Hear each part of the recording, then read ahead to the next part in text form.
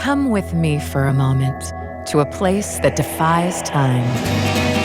The servers have white aprons and soda jerker hats, and over the clinking of metal spoons and malt cups, you're greeted by the warm aroma of bacon.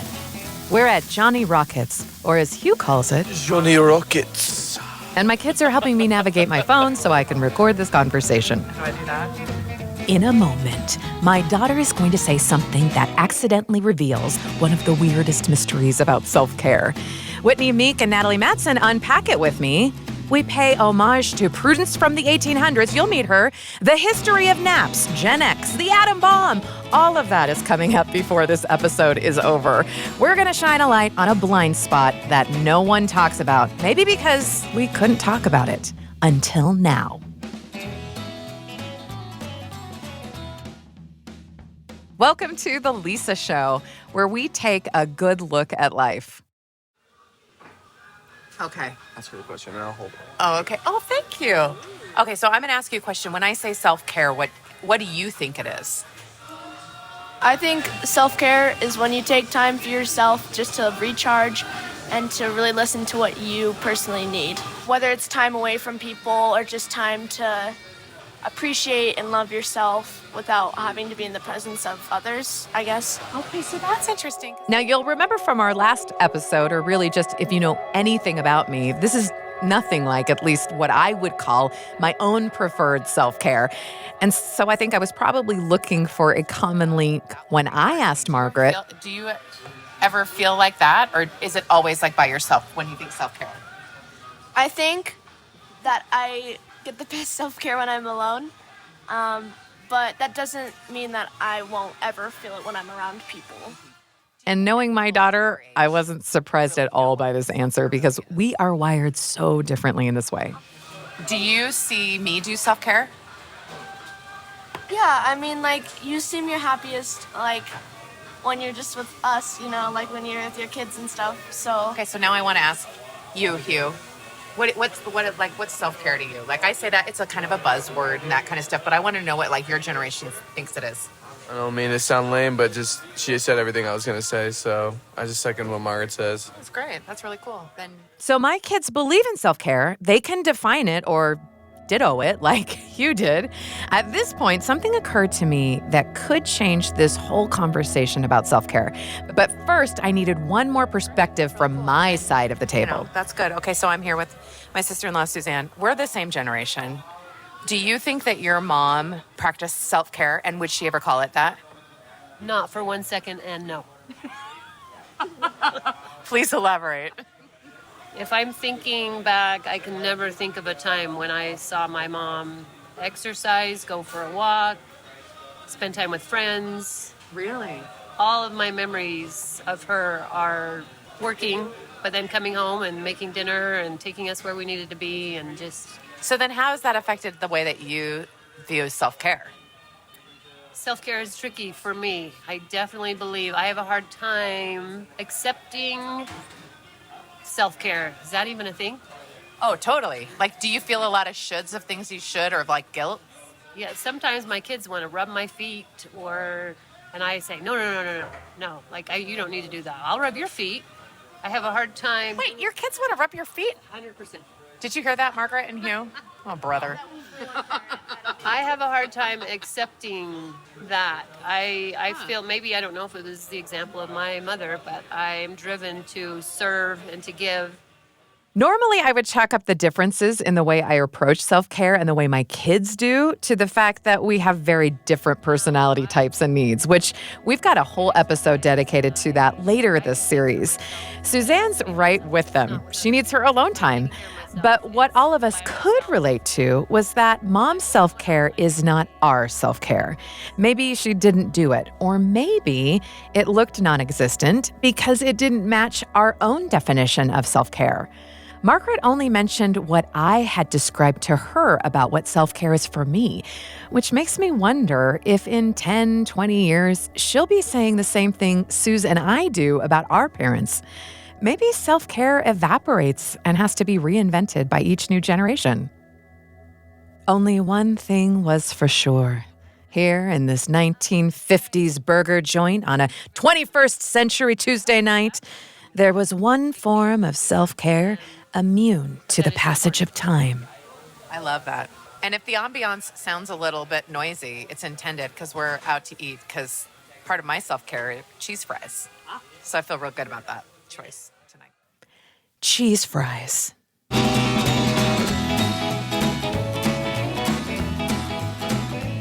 My mom is still very vivacious, and she would not want me to tell you her age, but she's retired. So I'll just leave it at that.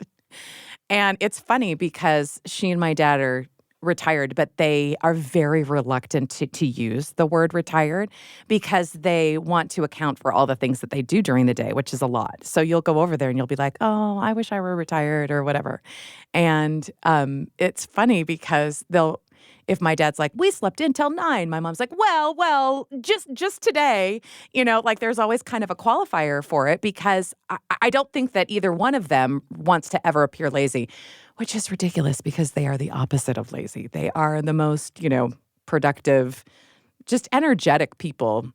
And they've always kind of been like that. So when I think back to growing up with my mom, I think, did she use self-care? She wouldn't have used that word, right? And so whatever kind of buzzword or trendy sort of self-care thing that was happening, while I was growing up in the 80s or 90s, like if it was like getting your hair done or your nails done or getting a massage or whatever, I don't think, oh yeah, she did that religiously to take care of herself. I don't think so. But, she always looked put together. She always just kind of did what she wanted to do, and she was in charge of her own schedule.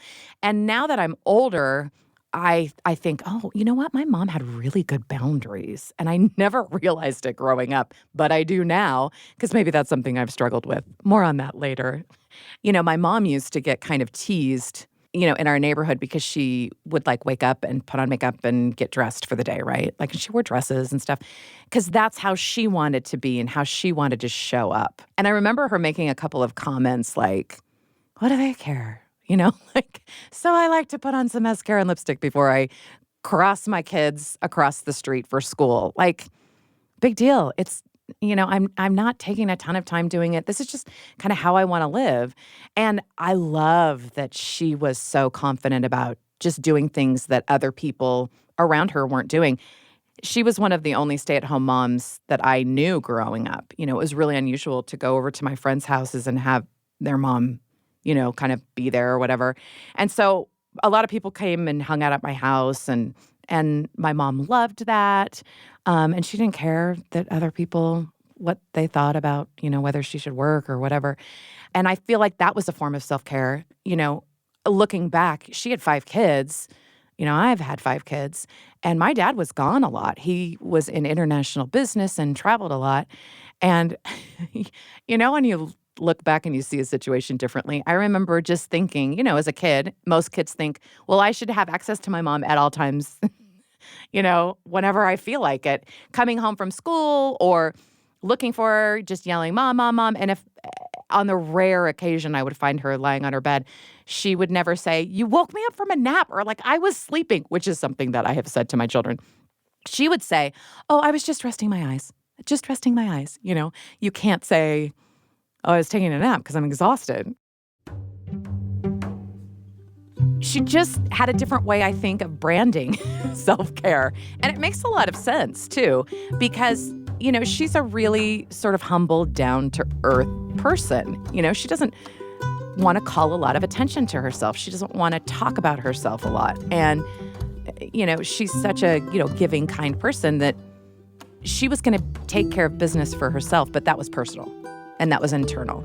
And I think self-care has become such a common thing to talk about that, at least with me and my generation, we will have a conversation as if giving each other permission a little bit, like, well, what do you do for self-care? Or you should take a nap. You really need a massage. You should go get your nails done. You deserve it. Kind of encouraging people to do it. And that's the way that I talk with my friends. I'll say, you need to get regular sleep. What can I do to help you? Don't feel guilty taking a nap during the day if you need to. You've got an extreme situation with this or that or the other. And so we talk so much more openly about it, I think, than past generations do. So while my mom might not have used the word self-care, I did learn a lot of lessons about self-care, and what comes to mind are the basics, right? Like you are no good unless you get enough sleep, right? And eat healthy and drink enough water and and really live the kind of life that you want to live and not wait for permission or try to imitate what kind of life you think your friends or society or whatever is telling you that you're going to, and how you spend your days. And to me, those are really great basic self-care principles that, like many things from our childhoods, right, we can take for granted that we knew until, we don't get those things or until we need to mix it up or do something different. My mom will always talk about her mom in the terms of, she worked hard her whole life. She had a hard life. She worked hard. And my mom wanted to be like her mom a lot, just I think kind of like I want to be like my mom, of volunteering and being with the kids a lot and using her art. They were all, Margaret and my mom and myself, we love to draw and paint and do those kinds of things for self-care. We wouldn't call it self-care. And I do notice that there is sort of this sense of maybe underlining guilt if you're not, working. And I think that this comes generationally, right, from society, but also from people who, like my grandmother and my mother and myself, who, really want to make a difference in the world and work hard and be seen as someone who's contributing. And sometimes we overvalue that, and it can cause some unintended guilt when we want to have some downtime or when we need downtime, when we are just resting our eyes or painting something that isn't for, a school carnival or for a church event, but is just for ourselves. And in thinking about my grandma and my mom and myself, I think we need to push past that stigma of guilt to really live the life we want to live. Self-care has existed forever in different forms, but maybe like under a different name and certainly in different attitudes. So I'm here with Whitney and Natalie, friends of the Lisa Show. We're really going to have some fun with, and we're going to call this Self-Care Across the Generations. Generations. Go back with me in time, if you will. I will. Let's not go too far back. Okay. I mean, we could. We could Cavemen, go way back. but, Cavemen, yeah, but... So what if I said self-care in the 1800s? What would that look like, do you think? In the 1800s? Just living past the age of 30 is probably self-care. That was self-care. Not getting dysentery would be amazing. Washing your hands was probably like a novel that's thing. probably true. Sure. I mean, people didn't even know once that a month. washing hands was like a necessary thing until, in the 1900s. That's true. Isn't that crazy? That is weird. And thinking in the 1800s, was that like avoiding surgery at all costs, like self-care? But what if you you had, your 11 kids, you're on the farm, sending them out one-bedroom to the field. cabin. Yeah, in a one-bedroom And you just have that cabin. one kid and you're like, go to the barn. Yeah. Bale the hay, dude. Mom needs 10 minutes. I wonder don't know. if that is why so many children were birthed. It was like, you run the farm. I will be able to stay inside during the harsher months. I just love the idea of childbirth somehow leads to better It's like, self-care. 12 labors later, I'm actually in a better place. Yeah, there you go. I have more helpers here. I do feel like community was such a big thing back then, that right? might have been That's more true, of a huh? part That's of a good I point. feel like you always hear stories about all these women who traded, stories of, how to best, treat this wound or the best recipe if you had spoiling this kind of vegetables. And I even, what's crazy? My husband's been fascinated by this. There was actually a period of time, and I don't know if it's like universal, but there's a period of time around the Regency era when people only slept like 4-hour chunks. Yes, and like then they Bill would Clinton. socialize Yep. in the middle of the night, and then they would do That's a second crazy. sleep. they would go to bed like when it was still light outside, and then they would like socialize around like 8 or 10 p.m. or something, and then around like 3 they'd go to sleep again. Which is so interesting because think about how many people right now, any generation, complain about sleep and sleeping habits. Sure. I'm having a hard Totally. time falling asleep. I'm having a hard time staying Well, asleep. My before sleep technology, hygiene, blah, blah, blah, blah, before blah, blah, blah. electricity, I imagine sleep was a much different thing. Yeah. You worked yourself into some good sleep probably. So, I mean, I think socializing, I mean, any chance they could, right? In every Jane Austen book, they're like trying to throw a ball. That's true. You just look at like on the farm, that was their version of the socializing. Was just like get all the women together and let's just like, while we're darning socks or while we're making butter, let's chat. Let's be together. I like that connection for self-care for sure. And the idea of like a nap was probably like a big deal. I want to know though if women really from the do, farm, too. there was so much to do, like manual labor. How could you not just want to just rest your eyes for a moment? I bet they did. But they don't have that. I bet blinking for a little bit longer. Yeah. That was their... That's like, this isn't the 1800s. Long blinking. But that's self-care. I can see it being an advertisement. Have you tried long blinking? Have you tried the long blink? It's the latest new rage. It's all the rage.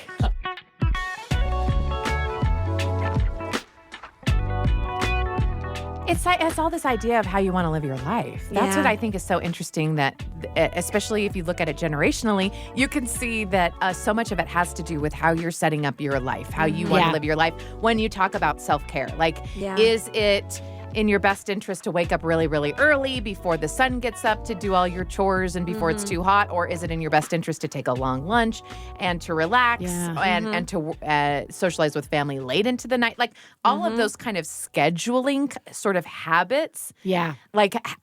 Relate to self-care in a way that I think is really interesting. Yeah. That is really interesting. And I like the idea of land. It made me think of, remember in Jane Austen books, it's like if you're sick, you go to the sea. Yeah. That was the self-care. Yeah. Yes. You go to the You go hot to the springs and that's how you got better. It was like ocean air. Zing, but true. I do think so. What's next, right? Yeah, how else are we going to need to respond to what kind of responsibility do we have to society, right? So I feel like baby boomers feel like, hey, we live in a community. Yeah. There's some things that you do, just suck it up. Yeah. And get through. I think Gen X is put your head down and work. Yeah. We'll just work. If we work hard enough, we'll be able to figure this out. If we're just productive enough, then we get tired when we're old, and that's another story. Yeah. And I'm curious what you guys think as millennials and what you think Gen Z will be what is your responsibility to society and how it affects self-care? Right. Well, I mean, looking at just how the world has changed so quickly in such a short amount of time, I think that's definitely affected millennials. I think we grew up in an era where it's put on your own face mask before you can help the child. Before you can help someone else, you first have to help yourself. I feel like that was definitely something as I was getting older that started to resonate. It was you have to take care of yourself before you can take care of someone else. Yeah. I feel like I didn't really learn that till my 20s. Maybe that's what I'm thinking of, my adulthood. But I'm raised by boomers. Right. Which are hey, you work hard, you put your head down, don't complain. I think I definitely grew up kind of like that. But we were born in 89. So we are kind of we're middle-aged millennials. We're too young to be Gen X. Yeah. But then we're not the forgotten generation. So that we're was not actually very appropriate. Yeah. that I forgot what it was. But then I do feel once I got into college years and adulthood and then kids, I do feel maybe in general, our generation just kind of hit a burnout. Well, and look and at then you what realize, happened. if I'm burned out, then I can't do anything that's helping. Because look at the whole, economic collapse in 2008. That was right when we were becoming adults. Yeah, we were in college when the market just crashed, and people were telling us, well, if you go to school and you put in the hard work, you're going to get a job and you're going to be able to and a house. Our parents grew up in this very structured structured way where it's like these are the things you do, and then you success check will off the come out. list, and the And I result think is we were the known. guinea pigs of all these things that have, like September 11th was when we were like in middle school and high Yep, school. So yep. it was like, oh, so we could just, and school shootings. Yeah, and I think Gen Z is probably that, like, turn up the volume now with the pandemic. But it's like when you realize that you can't just do A plus B equals C, then you start realizing, okay, well, then I need to figure my own stuff out, or life isn't going to hand me the things that people have been telling me it will hand me if I put in these things. That's true. And the more you say that, the more I'm thinking, at least I feel like in the millennial generation, it's like self-care. It also looks like self-work. Yeah. Like we all recognize like, Yeah, oh, okay, the statistics we gotta actually like support confront that. like So, millennials do therapy. And, Yes. we gotta figure our stuff out so we can help other people.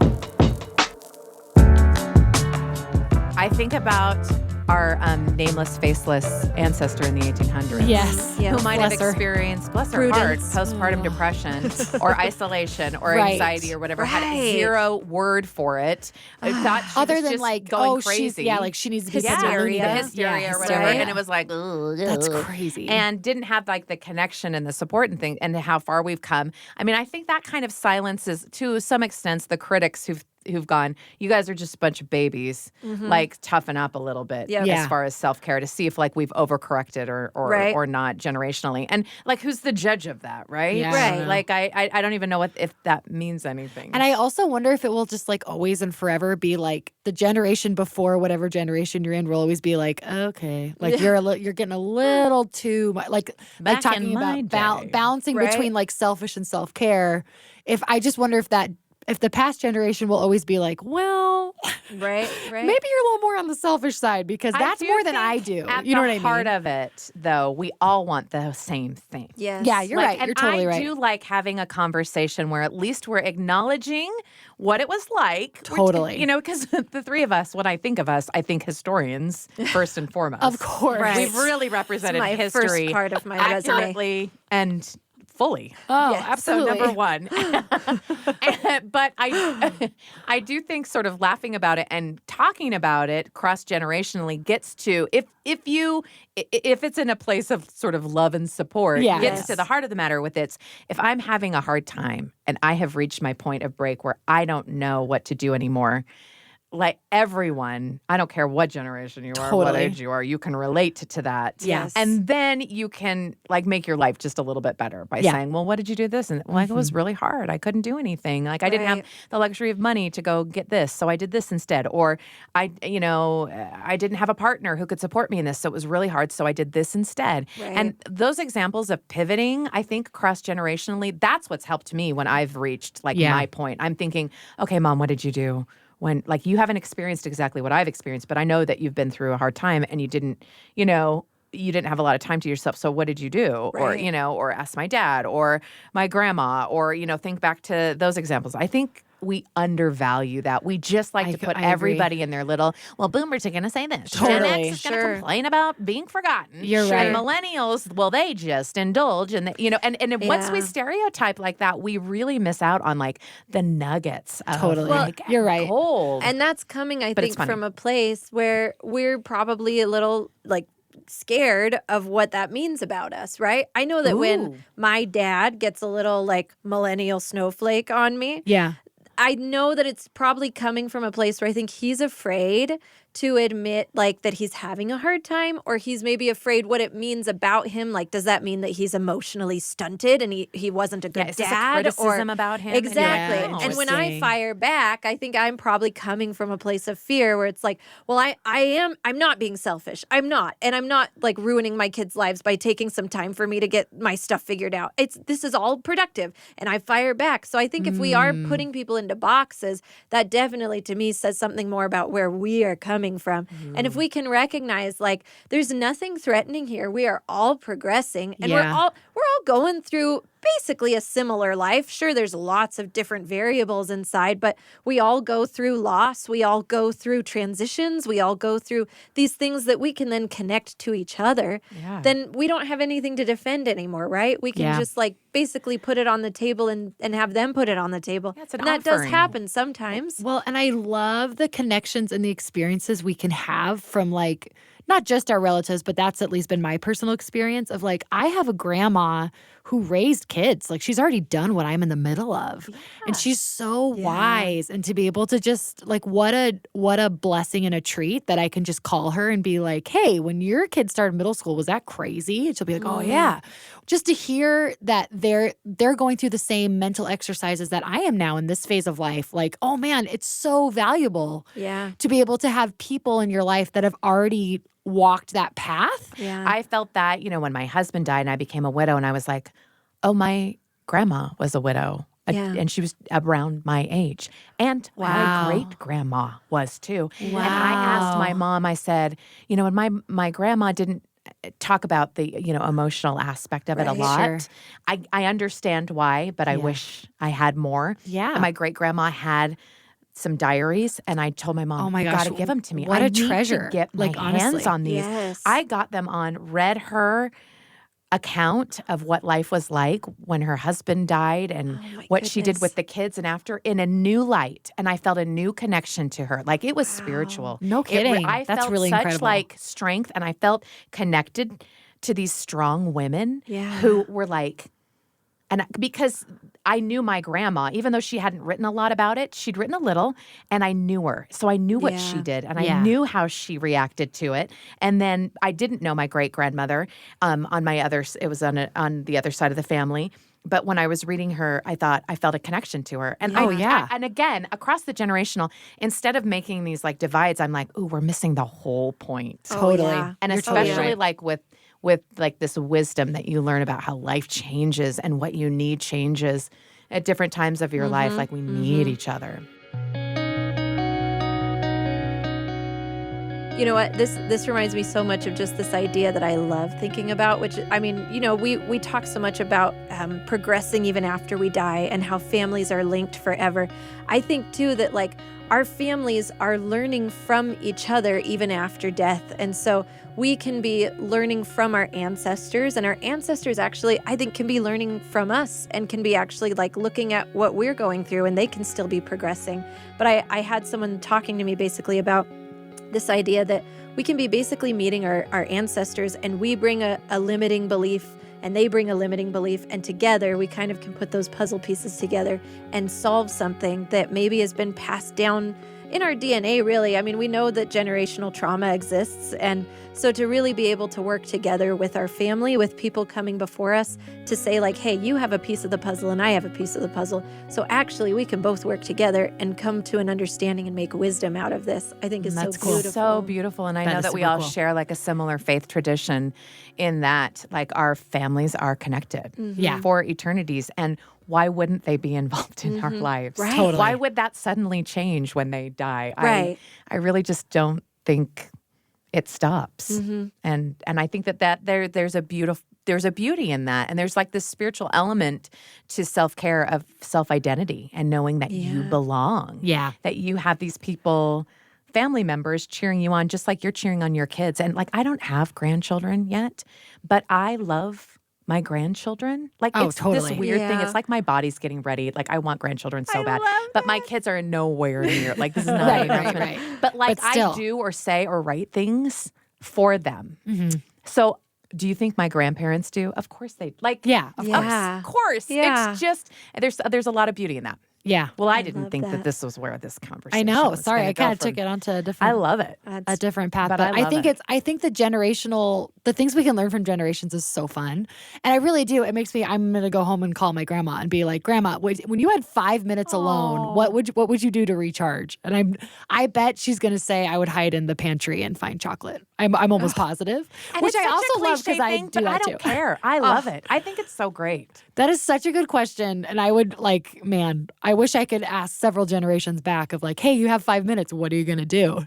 Yeah. See, The we need to write 1800s this stuff down for our kids. I think we do. And for our grandkids. But yeah. I love the idea of 1800s Prudence being like, I'm going to the outhouse for 5 minutes. At the beginning of the No. day, before it gets stinky. Yes. Or I'm walking to go get the chicken eggs, but I'm taking the long way. Taking my And time. no, don't come with me. Yeah. Nobody touch me.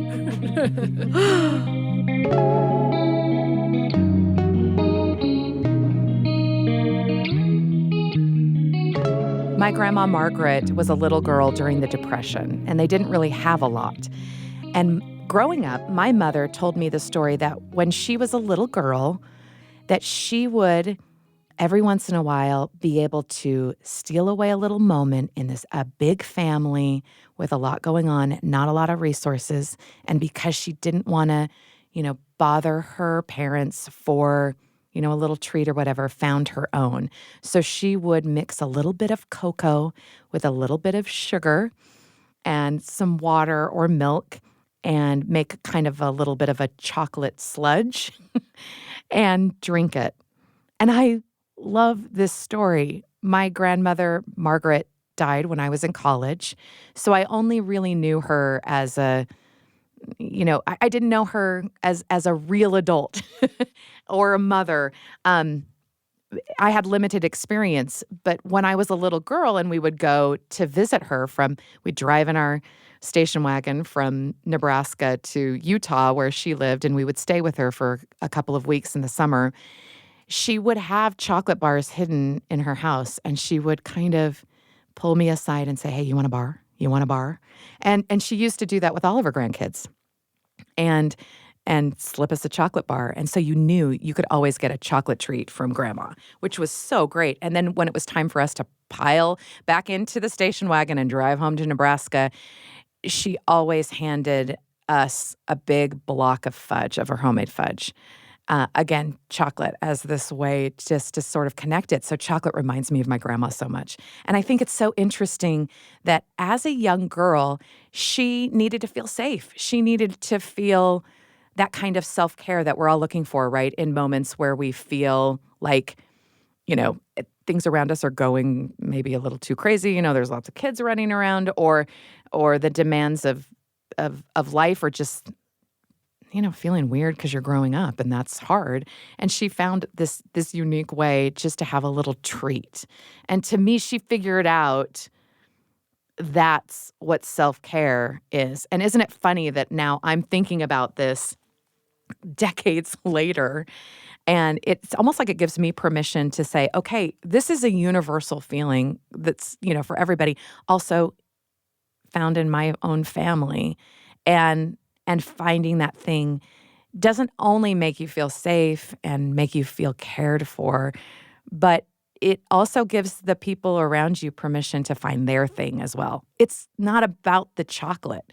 In fact, I was talking about this story to my mom just the other day, and she said, it's interesting because when she got older, I noticed that she didn't really eat a lot of chocolate. And I asked her about it, and she said, I kind of lost the taste for it. And that surprised me because I just always associate that with her. But that's another interesting thing about self-care, right? It changes as our lives change. And again, I love that I know that about her because it's almost like it gives me permission to sort of change and adapt and actually anticipate that self-care will change during different times of my life. Chocolate is such a cliche self-care item, right? Like a tub of ice cream when you're feeling sad. It's become such a joke, but it's not about the chocolate, right? It's just about finding that thing that makes you feel nurtured and cared for and just emphasizes that emotional health. Like, yes, I am safe. All is well. This episode is dedicated to all of the self-care pioneers, Prudence, Grandma Margaret, the genius who invented cheese fries, and everyone whose ritual may be lost to time, but who paved the way for us today to go to therapy and be able to talk about it. And since it's impossible to learn everything you need to take care of yourself from the generation before you, count yourself on that list. If you're making it up, you're doing it right. We've just gotten started unraveling self-care, and there's so much coming up that I can't really wait to share it with you. We've just gotten started unraveling self-care, and there is so much coming up that I can't wait to share with you. If something you heard today stuck out to you or gave you an idea, I would love to hear about it. You know where to find me. See you next week. The Lisa Show is a production of BYU Radio. It's hosted by Lisa Valentine Clark and produced by McKay Menden and Becca Hurley, with music and post-production by Sam Clausen. If you like the show, make sure to leave us a rating on Apple Podcasts and Spotify.